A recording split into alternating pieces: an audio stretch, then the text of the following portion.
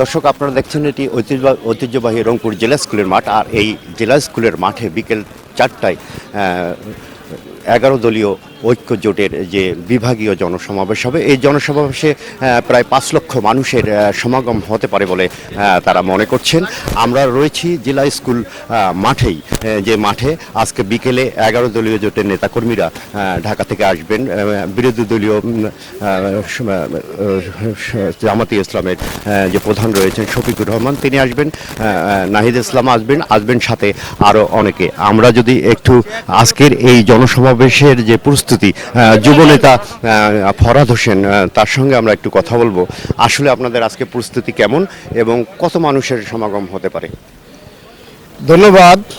আজকে রংপুর বিভাগের 11 দলের যে মহাসমাবেশের কথা আমরা বলছি, জনগণের যে স্বতঃস্ফূর্ত সারা, তাতে মনে হচ্ছে যে আজকের এই মহাসমাবেশটা জনসমুদ্রে পরিণত হবে ইনশাল্লাহ। ইতিমধ্যেই আমরা 1000 নিরাপত্তা বাহিনী রেডি করে, আমাদের নিরাপত্তা শৃঙ্খলা কর্মী বাহিনী রেডি করে আমরা এটাকে কভার দেওয়ার চেষ্টা করতেছি।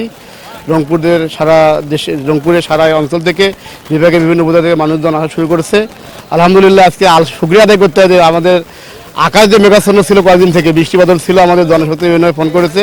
আমাদের প্রিপারেশন ছিল যে বৃষ্টি হলেও আমরা প্রোগ্রামটা করব, কিন্তু আল্লাহর রহমতে আজকে বৃষ্টি বাদলও নাই।